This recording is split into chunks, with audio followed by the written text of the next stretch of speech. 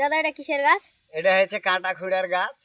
এই গাছে যদি প্যারাক ঢুকে যায় কি কাঁটা যদি খেজুরের ফুটে যায়, এই গাছের শিকড় খাইলে পরে প্যারাক ঢুকে গেলেও ভালো হয়ে যাবে, ইনফেকশন থাকলেও ভালো হবে, গুল্লাটি থাকলেও এই গাছে ভালো হয়ে যায়। এটা হচ্ছে আপাঙ্গের গাছ, কেউ বলে চচ্চড়ির গাছ, কেউ বলে ছটপটের গাছ। এই গাছটা হচ্ছে সেক্সের গাছ।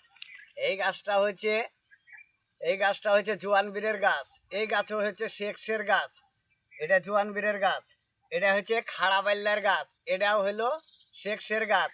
এই গাছগুলা যদি এইভাবে খাড়াবাল্লার গাছ যদি শিকড় খাইতে পারেন, তাহলে পারে আপনার মতদানি শক্তি বেড়ে যাবে। এটা হচ্ছে জোয়ানবীরের গাছ। এই গাছেরও শিকড় যদি এভাবে খাইতে পারেন, তাহলেই আপনার মতদানি শক্তি বেড়ে যাবে। এটা হচ্ছে আপাঙ্গের গাছ। এই গাছের যদি শিকড় আপনি চাবাই খাইতে পারেন, তাহলে মতদানি শক্তি বেড়ে যাবে। এটা হচ্ছে কাটা খুঁড়ার গাছ, কেউ বলে কাটা লুটের গাছ। এই গাছেরও শিকড় যদি আপনি চাবাই খাইতে পারেন, তাহলে আপনার মতদানি শক্তি বেড়ে যাবে। এতখানি গাছের শিকড় যদি আপনি থেতো করে খান, খাইয়ে দিয়ে যদি স্বামী স্ত্রী মিলন হন, তাহলে পুকুরের পানি শুকাই যাবে, তাও গিটারের তার ছিঁড়বে না। শেষ।